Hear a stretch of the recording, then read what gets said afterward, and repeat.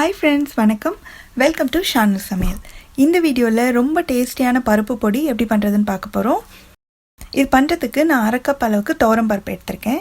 இத இந்த கடாயில சேர்த்துட்டு எண்ணெய் எதுவும் சேர்க்காம dry roast பண்ணிக்கணும்.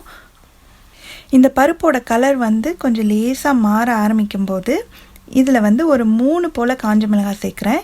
மிளகாய் உங்களுடைய காரத்துக்கு தகுந்த மாதிரி சேர்த்துக்கோங்க. இது கூடவே 1 டீஸ்பூன் அளவுக்கு மிளகு.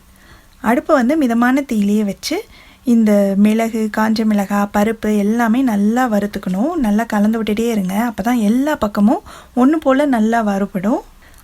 பருப்பு கருகிராம பார்த்துக்கோங்க.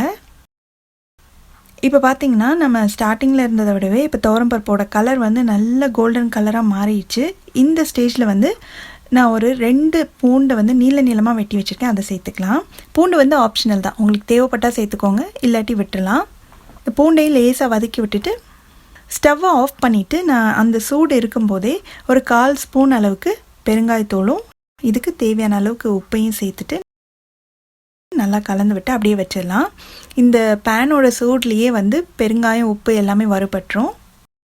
இப்போ இதை ஒரு பிளேட்டில் கொட்டி நல்லா ஆற விட்டலாம். நல்லா ஆறின உடனே இதை ஒரு மிக்ஸி ஜாருக்கு மாற்றிட்டு இது உங்களுக்கு எந்த கன்சிஸ்டன்சி, எந்த டெக்ஸ்சரில் வேணுமோ அந்த மாதிரி நீங்கள் அரைச்சிக்கலாம். நான் லேசாக குறைன்னு அரைக்க போகிறேன், ரொம்ப ஃபைன் பவுடராக இல்லாமல். இப்போ அரைச்சாச்சு.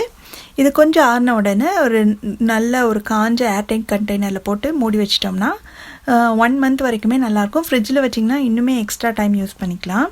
சூடான சாதத்தில் கொஞ்சமாக நெய் விட்டு இந்த பொடி போட்டு சாப்பிட்டோம்னா அவ்வளோ டேஸ்ட்டாக இருக்கும். சைட் டிஷ்க்கு அப்பளம் இருந்தால் கூட போதும், ரொம்ப ரொம்ப நல்லாயிருக்கும். நீங்களும் இந்த ஈஸியான பருப்பு பொடி ரெசிபியை ட்ரை பண்ணி பார்த்துட்டு எப்படி வந்ததுன்ற கமெண்ட்ஸை மறக்காமல் ஷேர் பண்ணுங்கள்.